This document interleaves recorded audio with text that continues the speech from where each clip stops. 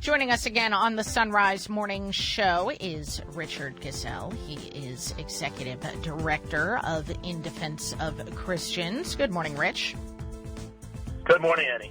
So Pope Francis has announced that he is going to host a meeting, a conference, so to speak, on Lebanon. Can you tell us about this conference that's going to happen next month? Absolutely, Annie. Well, as you know, Lebanon's problems currently are multifaceted, from economics, hyperinflation, and political gridlock. It's been now almost 10 months where Lebanon has been without a government. So the Vatican, Lebanon has been without a government. So the Vatican actually has announced this week, as you said, that he will convene a meeting July 1st between Lebanon's Christian leaders at the Vatican to address the country's quickly developing crisis.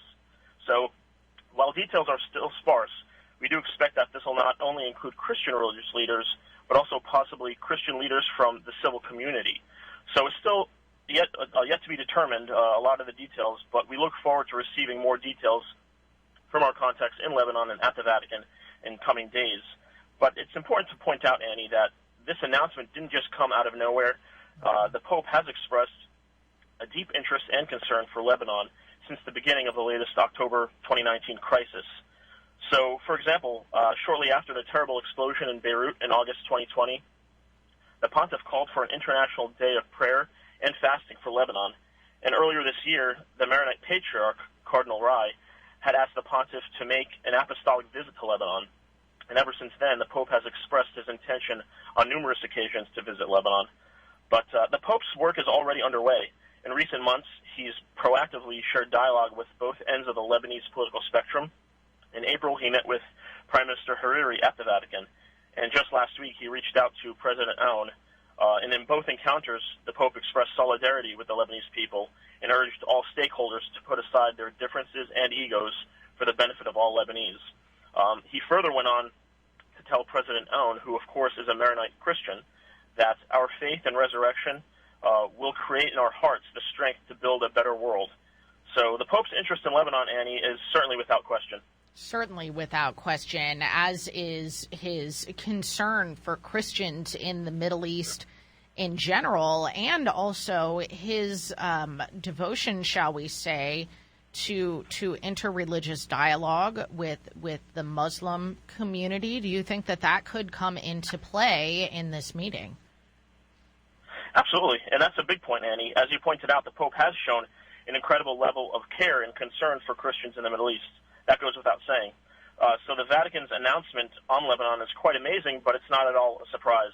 As you know, earlier this year in March, the Pope made a historic visit to Iraq and provided such wonderful hope to the recent survivors of genocide. But also what was amazing in that visit was he visited also the Grand Ayatollah Sistani, who is the Shiite leader in Iraq. So not only did he provide hope to Christians in Iraq, he also worked to build bridges across Iraqi society. And that's exactly what we hope and expect to see in his work regarding Lebanon for both the July conference and any future engagement or country visit. Provide that needed hope and, more importantly, build bridges, because really that's what Lebanon is so desperately needs right now, is the building of bridges. Well, and especially because there's so much concern with Iran's influence in the region, correct? Iran being a Shiite majority nation. That's absolutely correct. Currently, one of the problems that primarily that Lebanon suffers from, not only the economics and the political, is national security. Hezbollah right now has a stranglehold over the Lebanese government and, for that matter, Lebanese society. They're funded exclusively by Iran to the tune of $700 million annually. So this is definitely something that needs to be reined in if there is any hopeful progress in the future. Does In Defense of Christians have any plans to, I don't know that you'll necessarily get invited to this Vatican meeting per se, but are you guys going to ramp up some ways to sort of be alongside this conference that's going to be happening at the Vatican, maybe do some things here at home in the United States? Absolutely. We expect to be closely engaged, not just in the July 1st meeting at the Vatican, but also any future Lebanon visit made by His Holiness the Pope. So we are very engaged, but we also are very hopeful that this coming July's meeting provides some traction and momentum for an international conference hosted by the UN that the Maronite Patriarch has strongly been advocating for. So yes, we do expect to be very much engaged. And the Pope clearly understands the special role that Lebanon plays for Christianity in the Middle East. And that's really what IDC is here to further amplify. On a number of occasions, the Pope has even used the words of Pope John Paul II, calling Lebanon a message of tolerance and respect between East and West. So preserving Lebanon, is too important an issue, because Lebanon is really the only country in the Middle East where Christians have a voice and a seat at the table. In fact, the Lebanese system mandates that the president be a Christian, specifically a Maronite Catholic. So currently Christians make up around 30 to 40% of the Lebanese population. But Annie, the scary thing is that whenever things get tough in Lebanon, and as they have over the last couple decades a number of times, Christians are usually the first and most likely to immigrate west. So if things remain on this trajectory, we'll be looking at a very different Lebanon in the future, and the Christian world would lose something very special. Rich, is there much hope that any kind of tangible progress could result from this conference that the Vatican is planning? Without a doubt, Annie. The Pope, as we know, is very goal-oriented. He doesn't do things just ceremonially, let's say.